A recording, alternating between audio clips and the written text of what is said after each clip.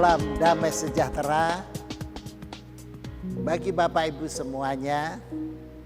Saya ucapkan kiranya Anda semuanya diberkati oleh Allah dengan segala yang baik. Saya Pendeta Yahya Rohmanu, Gembala Jemaat GPDI Citra Raya Surabaya. Dalam kesempatan ini akan menyampaikan renungan firman Allah dengan tema Jemaat adalah rumah Allah. Saudara-saudara semuanya, pada hakikatnya Allah sangat bergairah terhadap rumahnya. Allah sangat bergairah kepada kemah suci. Allah sangat bergairah terhadap bait suci. Dan Allah sangat bergairah terhadap jemaat yang dikasihinya. Saudara-saudara semuanya, jemaat atau gereja ini dalam beberapa pengertian akan saya sampaikan di sini. Yang pertama, pengertian gereja adalah sebagai sebuah bangunan fisik, tempat untuk beribadah kepada Allah. Yang kedua, pengertian gereja secara yuridis adalah sebuah organisasi yang diakui dan dilindungi oleh undang-undang di negara mana gereja atau jemaat itu berada. Yang ketiga, gereja sebagai organisme itu adalah merupakan kumpulan daripada orang-orang yang dipanggil dan dipilih oleh Allah untuk dikuduskan menjadi umatnya. Saudara-saudara, jadi sebelum saya membaca ayat Alkitab, maka saya sampaikan bahwa Allah bergairah terhadap rumahnya yang fisik. Allah bergairah juga terhadap rumahnya yang rohani, yaitu jemaat. Saya akan baca sekarang di dalam surat 1 Korintus pasal yang ketiga, ayat yang ke-10, dalam perikop yang berbunyi tentang dasar dan bangunan. Nah, ayat-ayat ini menunjuk kepada jemaat atau kumpulan orang-orang percaya yang telah ditebus dengan darahnya Tuhan Yesus Kristus dan untuk menjadi umatnya. Demikian bunyinya. Sesuai dengan kasih karunia Allah yang dianugerahkan kepadaku, aku sebagai seorang ahli bangunan yang cakap telah meletakkan dasar dan orang lain membangun terus di atasnya.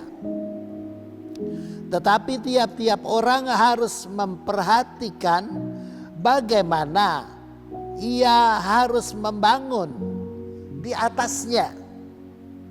Karena tidak ada seorang pun yang dapat meletakkan dasar lain daripada dasar yang telah diletakkan, yaitu Yesus Kristus.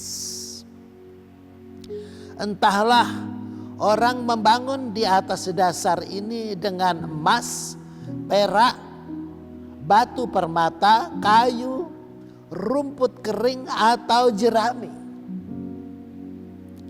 Sekali kelak pekerjaan masing-masing akan nampak, karena hari Tuhan akan menyatakannya, sebab ia akan nampak dengan api. Dan bagaimana pekerjaan masing-masing orang akan diuji oleh api itu. Jika pekerjaan yang dibangun seseorang tahan uji, ia akan mendapat upah. Jika pekerjaannya terbakar, ia akan menderita kerugian, tetapi ia sendiri akan diselamatkan. Tetapi seperti dari dalam api. Tidak tahukah kamu bahwa kamu adalah bait Allah, dan bahwa Roh Allah diam di dalam kamu? Jika ada orang yang membinasakan bait Allah, maka Allah akan membinasakan dia.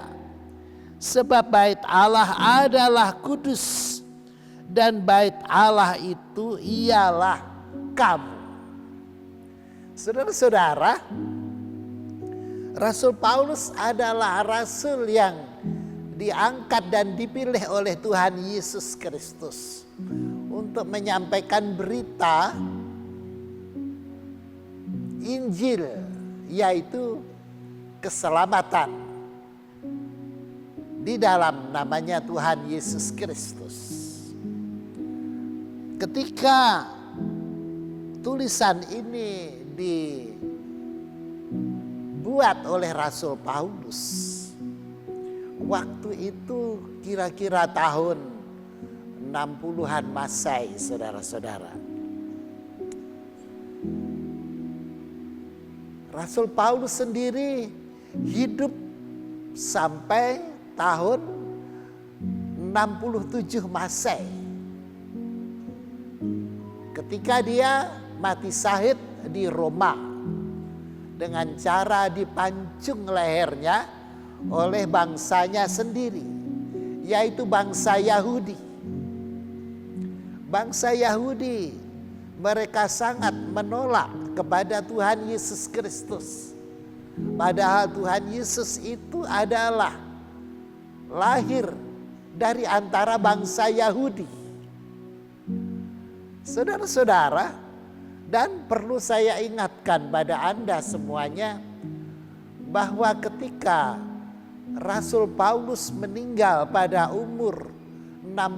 pada tahun 67 Masehi, ketika itu bait suci Allah itu masih ada. Masih berdiri di kota Yerusalem. Baru nanti pada tahun 70 Masehi, bait Allah itu dihancurkan oleh bangsa Romawi dengan pasukan yang kuat dan besar dipimpin oleh Jenderal Titus yang mengepung kota Yerusalem dan mengalahkan tentara Yahudi yang sedang melakukan pemberontakan terhadap kerajaan adidaya Roma pada waktu itu. Saudara-saudara, jadi maksud yang saya sampaikan adalah ketika Rasul Paulus mengatakan kamu adalah bait Allah dan bahwa Roh Allah diam di dalam kamu. Ketika itu, ketika Rasul Paulus mengatakan bahwa orang Kristen atau jemaat Kristen itu adalah bait Allah, ketika itu bait Allah yang fisik itu masih berdiri di kota Yerusalem, belum dihancurkan oleh Jenderal Titus dari Romawi. Jadi ada dua pengertian pada waktu itu, yaitu bait Allah yang fisik di kota Yerusalem dan bait Allah yang rohani, yaitu jemaat di kota Korintus.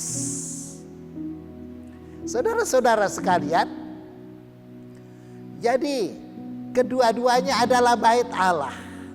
Umat Kristen, orang-orang yang percaya kepada Tuhan Yesus Kristus, dibaptis dan diselamatkan oleh penumpahan darahnya Tuhan Yesus Kristus. Mereka, termasuk Anda dan saya, adalah bait Allah.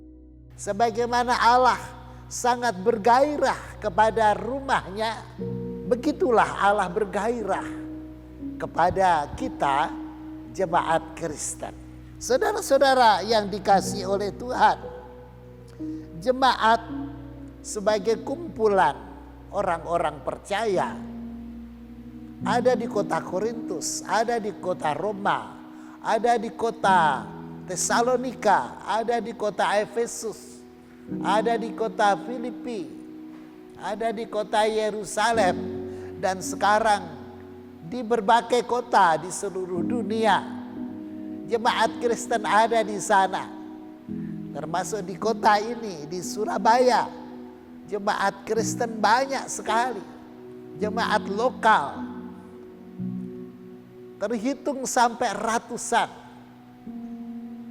Kalau saya lihat data di Badan Musyawarah Antar Gereja itu jumlahnya hampir 400, itu baru di Surabaya saja. Nah, semuanya itu firman Allah mengatakan bahwa kamu adalah bait Allah dan roh Allah diam di dalam kamu. Puji Tuhan, saudara-saudara, inilah bait Allah yang organisme. Sedang bait Allah yang organisasi adalah banyak juga, saudara-saudara. Kalau saya dari organisasi Gereja Pantekosta di Indonesia, Anda mungkin dari organisasi Gereja Pantekosta Pusat Surabaya, ada juga Gereja Betani, Gereja Betel Indonesia, ada GKJW, ada GPIB, ada HKBP, dan banyak sekali. Saudara-saudara, itu semuanya adalah bait Allah yang organisme, saudara-saudara. Dan ada pengertian lagi yang kita petik dari 1 Korintus pasal 6, saudara-saudara. Ayatnya yang ke-19. Ini juga tentang bait suci, saudara-saudara. Bait atau rumah. Atau tidak tahukah kamu bahwa tubuhmu adalah bait Roh Kudus yang kamu peroleh dari Allah, dan bahwa kamu bukan milik kamu sendiri. Ayat berikutnya, sebab kamu telah dibeli dan harganya telah lunas dibayar. Karena itu muliakanlah Allah dengan tubuhmu.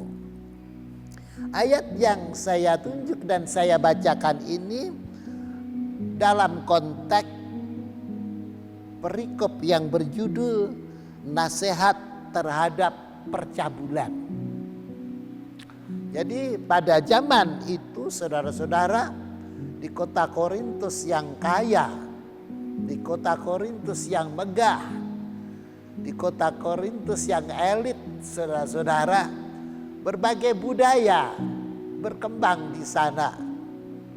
Sampai juga budaya-budaya yang buruk, saudara-saudara. Nah, jadi tidak menutup kemungkinan ada orang Kristen yang terperosok ke sana. Sehingga nasihat ini disampaikan. Nasihat terhadap percabulan. Jadi untuk orang-orang Kristen, Rasul Paulus memberitahu bahwa tubuhmu itu adalah bait Roh Kudus, rumah Roh Kudus. Tubuhmu itu bukan milikmu sendiri. Tubuhmu itu adalah miliknya Allah, karena harganya telah dibayar lunas, yaitu dengan darahnya Tuhan Yesus Kristus. Jadi kamu bukan milikmu sendiri. Hai orang Kristen, dirimu, tubuhmu bukan milikmu sendiri. Sebab itu jangan kamu pakai untuk sembarangan. Begitulah kira-kira dalam bahasa bebasnya.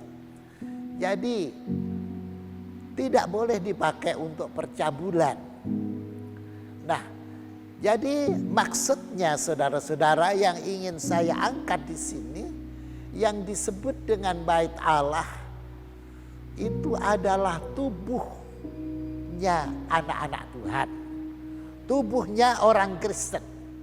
Kalau yang pertama tadi, yang dimaksud dengan bait Allah itu adalah jemaat, kumpulan orang-orang kudus. Maka yang kedua ini yang dimaksud dengan bait Allah atau bait Roh Kudus ini adalah pribadi-pribadi. Saudara-saudara sekalian, jadi kami ingin menegaskan sesuai dengan tema, sesuai dengan subtema yang tadi di depan sudah saya sampaikan. Temanya adalah gairah Allah terhadap rumah ibadah. Temanya adalah sakralnya rumah ibadah. Dan subtemanya adalah gairah Allah terhadap jemaat. Maka saudara-saudara, hal ini akan dipertegas dengan ayat yang tertulis di dalam 1 Petrus pasal 2 ayatnya yang kelima mulai. Saya akan membacakannya sampai ayat yang ke-10 saudara-saudara. Dan biarlah kamu juga dipergunakan sebagai batu hidup untuk pembangunan suatu rumah rohani, bagi suatu imamat kudus, untuk mempersembahkan persembahan rohani yang karena Kristus Yesus berkenan kepada Allah. Sebab ada tertulis dalam kitab suci, sesungguhnya aku meletakkan di Sion sebuah batu yang terpilih, sebuah batu penjuru yang mahal, dan siapa yang percaya kepadanya tidak akan dipermalukan. Karena itu bagi kamu yang percaya, ia mahal. Tetapi bagi mereka yang tidak percaya, batu yang telah dibuang oleh tukang-tukang bangunan telah menjadi batu penjuru, juga telah menjadi batu sentuhan dan suatu batu sandungan. Mereka tersandung padanya karena mereka tidak taat kepada firman Allah. Dan untuk itu mereka juga telah disediakan. Tetapi kamulah bangsa yang terpilih, imamat yang rajani, bangsa yang kudus, umat kepunyaan Allah sendiri, supaya kamu memberitakan perbuatan-perbuatan yang besar dari Dia yang telah memanggil kamu keluar dari kegelapan kepada terangnya yang ajaib. Kamu yang dahulu bukan umat Allah, tetapi yang sekarang telah menjadi umat-Nya, yang dahulu tidak dikasihani, tetapi yang sekarang telah beroleh belas kasihan. Baik saudara-saudara, kita telah membaca Alkitab dari surat 1 Petrus pasal yang kedua, ayat yang kelima sampai yang ke-10. Rasul Petrus adalah rasul Tuhan Yesus untuk bangsa Yahudi. Dan kemudian Rasul Paulus itu adalah rasul Yesus Kristus untuk bangsa yang bukan Yahudi. Nah, kepada orang-orang Yahudi, Rasul Petrus menyampaikan bahwa mereka itu adalah merupakan bangunan yang rohani. Batu penjurunya adalah Tuhan Yesus Kristus. Dan mereka pribadi-pribadi itu adalah batu-batu yang hidup, yang dipilih oleh Allah, yang disusun demikian rupa menjadi suatu bangunan yang baik, yaitu batu-batu yang hidup tadi menjadi rumah kediaman Tuhan.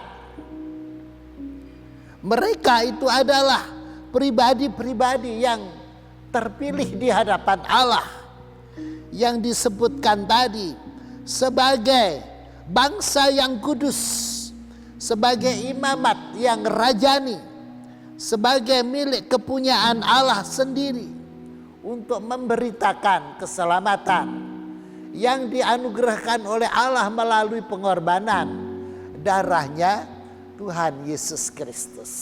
Nah, bangunan yang rohani ini adalah jemaat. Dan kita baca tadi di tempat mana persembahan dipersembahkan kepada Allah, yang oleh karena Kristus menjadi berkenan kepada Allah. Jadi jemaat, anggota-anggota gereja atau orang Kristen itu persembahannya menjadi persembahan rohani yang memperkenankan hati Allah, walaupun yang dipersembahkan itu adalah bendawi, hal-hal yang jasmani, tetapi menjadi berkenan di hadapan Allah oleh karena Tuhan Yesus Kristus. Nah, saudara-saudara, jadi jemaat Kristus adalah rumah Allah. Mari kita perhatikan, saudara-saudara, bahwa Allah sangat bergairah terhadap kemah suci. Bahwa Allah sangat bergairah bersama dengan Daud dan Salomo terhadap bait suci. Dan kemudian Allah sangat bergairah kepada jemaat yang adalah bait suci yang rohani. Nah, saudara-saudara, hal ini disampaikan oleh Rasul Paulus ketika mana bait suci yang fisik masih ada di Yerusalem. Nah, pada zaman sekarang ini bait suci yang fisik itu sudah tidak ada, karena sudah dihancurkan oleh bangsa kafir. Saudara-saudara, tetapi bait suci yang rohani masih ada, yaitu jemaat, Anda dan saya. Dan ini akan berkelanjutan terus sampai Tuhan Yesus datang yang kedua kali. Bahkan berkelanjutan sampai di dalam sorga, di mana kita sebagai bait suci yang rohani, tempat tinggalnya Allah. Allah ada di tengah-tengah umatnya. Oleh karena itu, saudara-saudara, jangan kecil hati terhadap apa saja yang terjadi di dalam dunia ini, apa saja yang terjadi di dalam hidupmu, saudara-saudara, senang atau susah, pahit atau manis. Saudara-saudara, dalam keadaan apapun, dalam situasi bagaimanapun, tetaplah bersukacita, sebab engkau dan aku telah dipilih oleh Allah menjadi bait sucinya, menjadi tempat tinggalnya. Kepada siapa Allah sangat bergairah, Allah sangat cinta, Allah sangat membela. Percayalah saudara-saudara, walaupun dunia ini akan berlalu, tetapi kita akan tetap hidup sampai selama-lamanya. Karena Tuhan Yesus Kristus adalah yang menempati hidup kita sebagai bait Allah yang dicintainya.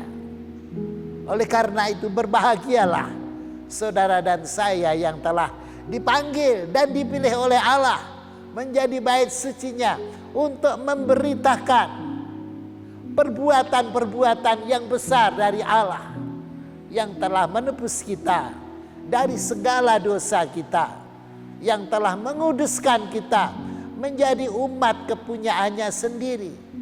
Dulu kita yang tinggal di dalam gelap, sekarang tinggal di dalam terang. Dulu kita adalah orang yang jauh, tetapi sekarang kita telah dekat. Dulu kita adalah bangsa yang tidak dikasihani, tetapi sekarang kita merupakan bangsa yang telah memperoleh belas kasihan Allah. Puji Tuhan saudara-saudara, mari kita jalan terus saja. Semangat saja saudara-saudara, perjalanan masih jauh. Tugas-tugas masih banyak, beban-beban masih berat untuk dipikul.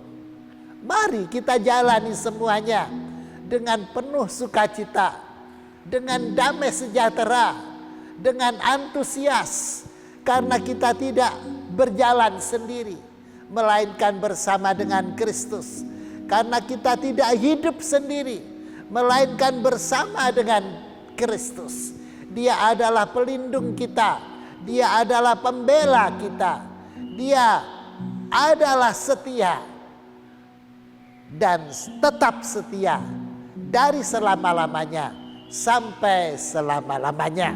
Puji Tuhan, kiranya Allah memberkati saudara-saudara semuanya.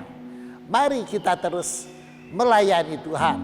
Kami sampaikan salam pengabdian